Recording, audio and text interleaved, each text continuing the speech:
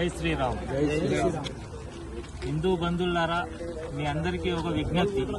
ఈ రోజు జరుగుతున్నటువంటి మన తెలంగాణలో దుర్ఘటనలు, ఈ దేవాలయాలపైన జరుగుతున్నటువంటి అరాచకాలు, ఇది అరికట్టాలంటే మనం అందరం ఏకదాటిగా ఉండాలి. ఎందుకంటే గత ప్రభుత్వం వచ్చేసి ఏదో చేస్తుంది పెడుతుంది అని చెప్తున్నానని ఈ ప్రభుత్వమే అప్పుడు మాట్లాడింది పిచ్చోడి చేతిలో రాయని. ఈ రోజు ఎవరి చేతిలో రాయి ఉందో ఎవరికి అర్థం కావట్లేదు. ఇదివరకు ముందు ముత్యాలమ్మ గుడి జరిగినప్పుడు కూడా ఎవడో పిచ్చోడు వచ్చి ఇరగొట్టాడని చెప్పేసి అన్నాడు, దాన్ని కప్పిపుచ్చారు. ఈ రోజు మరి గవర్నమెంట్ పిచ్చిదా, రేవంత్ రెడ్డి పిచ్చోడా, లేకపోతే అక్కడ ఉన్న ఎంఆర్ఓ పిచ్చోడా, లేదంటే కలెక్టర్ పిచ్చోడా, అది మీరే చెప్పాలి ప్రభుత్వం. ఎందుకంటే ఇటువంటి సంఘటనలు ఒకసారి 2 సార్లు 3 సార్లు జరిగింది.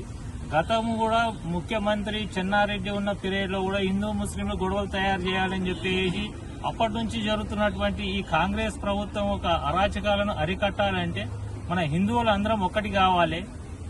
ఈ దేవాలయాలపైన ఇక ముందు ఏదైనా దాడి జరిగింది అని చెప్తున్నానంటే అసెంబ్లీని, సెక్రటేరియట్ ని ముట్టడించేసి సరైన గుణపాఠం చెప్తాం. ఏ గవర్నమెంట్ వచ్చినా సరే హిందూ దేవాలయాల జోలికి వచ్చిందా అంటే సహించేది లేదని చెప్పేసి ఈ సందర్భంగా తెలియజేస్తున్నాం. జై శ్రీరామ్.